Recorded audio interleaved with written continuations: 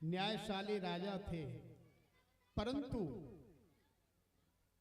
उनके गुरुदेव ने कहा कि आप वैराग्य शतक लिखिए। क्या? वैराग्य। वैराग्य कैसे होना चाहिए, वैरागी किस तरह से बना जाए, हम संसार में रह करके संसार से वैराग कैसे ले सकते हैं। लेकिन उनकी धर्म पत्नी थी जिनका नाम था महारानी पिंगला। पिंगला के स्वरूप को देख करके इतनी सुंदर थी साहब कि वैराग्य शतक लिखना भूल गए और उन्होंने श्रृंगार शतक लिख दिया। श्रृंगार शतक भी बड़ा महत्वपूर्ण है अपने स्थान पर। तो महाराज अलंकार आप जानते ही हैं, शास्त्रों में संस्कृत में हम अलंकार पढ़ते हैं। तो स्वरूप अलंकार में माने श्रृंगार रस में महाराज भर्तरी खो गए। उनके गुरुदेव श्री गोरखनाथ जी, स्वामी मथेंद्रनाथ जी के शिष्य हुए श्री गोरखनाथ जी, जिनके द्वारा यह गोरखपुर बसा हुआ है। गोरक्षनाथ जी महाराज और आकर के किस प्रकार से उनका नाम रोशन और अमर करते हैं, जो हम आज आप लोग गा रहे हैं, देख रहे हैं, सुन रहे हैं। आइए चले हम लोग अब लीला में प्रवेश करते हैं। बाकी का तो सब आप लोग दर्शन करेंगे, समझेंगे। बड़ा अच्छा प्रसंग है महाराज, गंभीर भी है, सोचनीय भी है और हंसी मजाक तो नाम मात्र है। वो जबरदस्ती आप प्रसन्न हो इसलिए थोड़ी सी सेटिंग हुई है हंसी मजाक की, लेकिन ये हंसी मजाक का नाटक है ही नहीं, बड़ा गंभीर विषय है। चले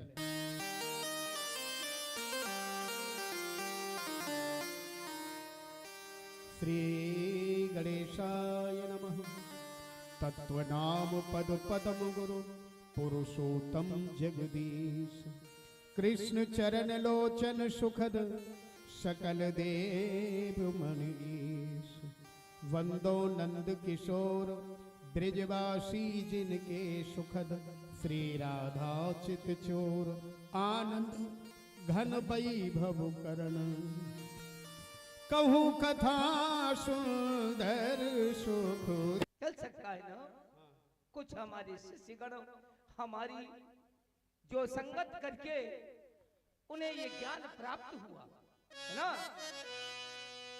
बिन पग चले सुने बिन काना, जिनके श्रवण नहीं है, क्या कोई वो शब्द सुन सकता है, कोई वाक्य सुन सकता है? सुन सकता है। कर बिन कर्म करे विध नाना, अरे जिसके हाथ नहीं है वो कोई दैनिक कार्य कर सकता है ना? कर सकता है। फिर आनन रहे सकल रस भोगी, जिसके नेत्र नहीं है कि संसार को देख सकता है, अच्छा या बुरा है लेकिन देख सकता है। और बिन वाणी वक्ता वर योगी, जय हो जय हो। जिसके वाणी नहीं, मुख नहीं, वो वेद मंत्रों का उच्चारण कथा प्रभु की कह सकता है ना। जी जी। इसीलिए अरे मेरे गुरु ने मंगाई, मेरे गुरु का होना बहुत जरूरी है। नहीं, क्योंकि गु नाम अंधकार, रू नाम प्रकाश। जो अंधकार से प्रकाश में लाए उसे गुरु कहते हैं। जय हो ना जी। संसार में गुरु ही हमें मार्गदर्शन कराते हैं, मुक्ति का साधन बताते हैं, अंधकार से प्रकाश में लाते हैं। जी जी। मेरे गुरु ने मंगाई हो चेला भी चले के आना, गुरु ने मंगाई मेरे।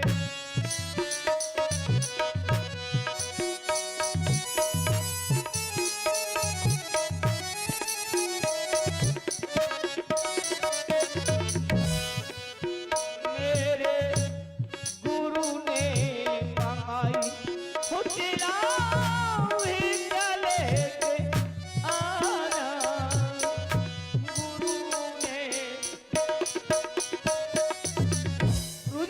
आदेश दिया, आज्ञा की कि पहली भिक्षा किसकी लानी है और सर्वप्रथम किस वस्तु की आवश्यकता पड़ती है। पहली भिक्षा जल की लाना। जल की आवश्यकता पड़ती है ना, स्नान इत्यादि सोच आदि के लिए प्रथम जल की आवश्यकता होती है। वो पहली भिक्षा जल की लाना, नदी तालाब के निकट न जाना। पहली भिक्षा जल की लाना, नदी तालाब के निकट न।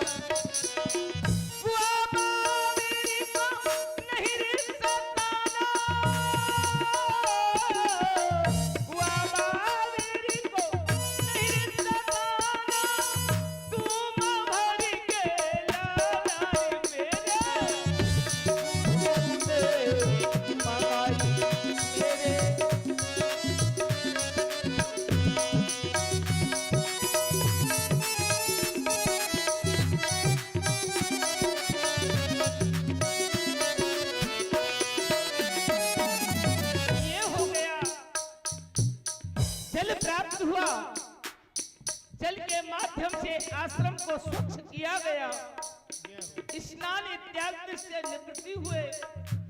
अब क्या है, अरे दूजी भिक्षा तुम लकड़ी की लाना, दूजी भिक्षा तुम लकड़ी की लाना, जंगल के तुम निकट न जाना। लकड़ी की लाना, जंगल के तुम निकट न जाना। किसी पेड़ को नहीं रे सताना, किसी पेड़ को नहीं रे सताना, कटहरी बोध के लाना।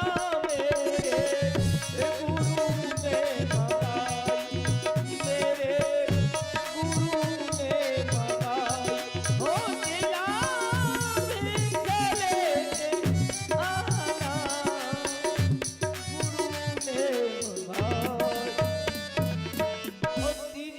स्थान किसका आया, जल हो गया, लकड़ी हो गई।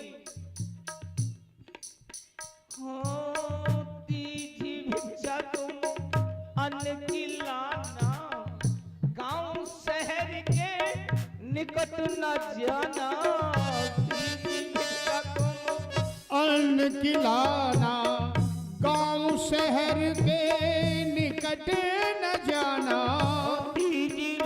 तुम अन्न की लाना, गांव शहर के निकट न जाना। माता बहन को नहीं रे सताना, रे चेरा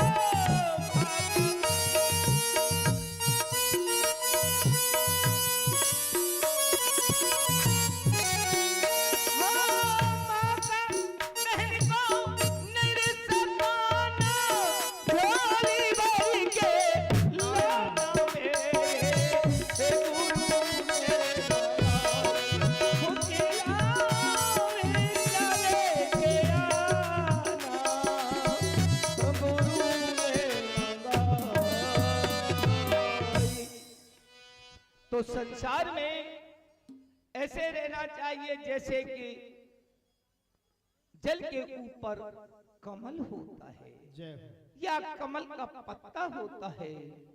देखा होगा आपने, जल कितना ही गहरा हो, कितना ही जल का स्तर बढ़ा हुआ हो, लेकिन कमल कहते ना, कमल कीचड़ में भी खिलते हैं और जल में वह जल का प्रभाव अपने ऊपर नहीं पड़ने देता। इसी तरह संसार की क्रियाओं को करते रहो, लेकिन ध्यान अलख निरंजन के नाथ में लगाते रहो। हाँ, सत्य नाम आदेश, सत्य नाम आदेश, सत्य नाम। माइक ले लो ना।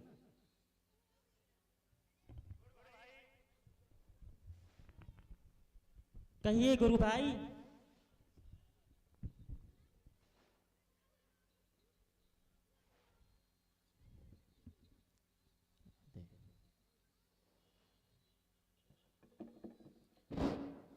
गुरु भाई कहिए। देखो, हम गुरुदेव के लिए जब भी प्रणाम करते हैं तो गुरुदेव सबसे पहले जो समाधि बनी हुई है उसके लिए आशीर्वाद देते हैं और हमको बाद में आशीर्वाद देते हैं। ऐसा इस समाधि के अंदर क्या है, जबकि गुरुदेव के सबसे प्रिय शिष्य हम हैं, लेकिन प्रणाम हम करते हैं और आशीर्वाद गुरुदेव समाधि को देते हैं। क्या कारण है? लेकिन गुरुदेव से हम पूछ नहीं सकते, हमारी इतनी सामर्थ्य नहीं है कि गुरुदेव के सामने अपना मुंह खोल सके। लेकिन क्या करना चाहिए? क्या करना चाहिए? ऐसा करना चाहिए, जो हमारा गुरु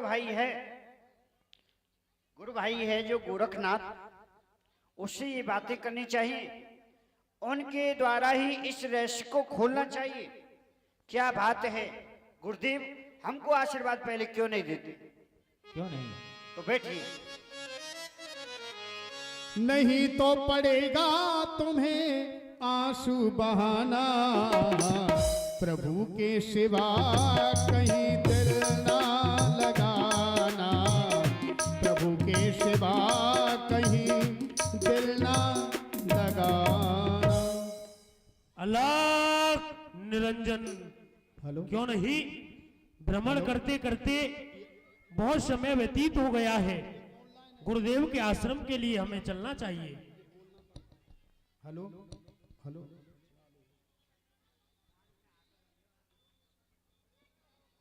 गुरुदेव प्रणाम। सत्य नाम आदेश, अलख निरंजन। गुरु भाई प्रणाम। गुरु भाई, आज हमें कुछ चिंतित नजर आ रही हो, क्या हाँ गुरु कारण भाई, है? हम कुछ दिन से सोच रहे हैं, हमको एक चिंता है और हम आपकी बात निहार रहे थे। हम यही सोच रहे हैं कि गुरुदेव के लिए हम जब भी प्रणाम करते हैं तो आप देख रहे हो जो गुरुदेव की समाधि है बगल में, हाँ, जो ये गद्दी लगी हुई है, गद्दी लगी हुई है, हाँ।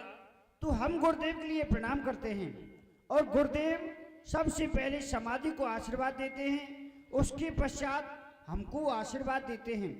हम ये जानना चाहते हैं ये क्या कारण है जो कि गुरुदेव पहले समाधि को आशीर्वाद देते हैं फिर उसके बाद हमको।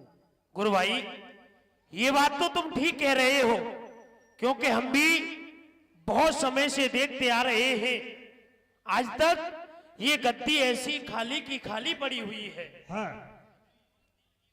हमने आज तक ये नहीं देखा कि इस गद्दी पर बैठने वाला कौन है और ये गद्दी खाली क्यों रहती है। बिल्कुल। आज तुमने सही प्रश्न किया है, तो क्यों नहीं आज गुरुदेव से ही पूछा जाए। बिल्कुल। गुरुदेव,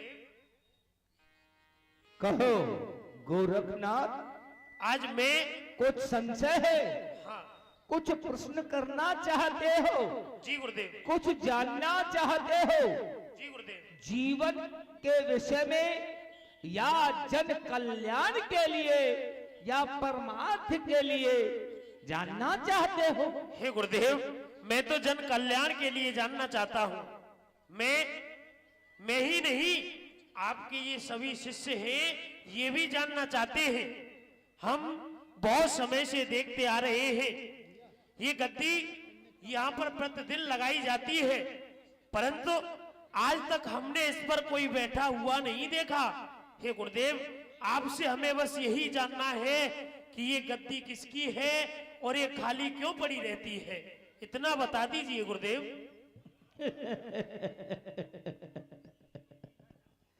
बड़े भोले हो।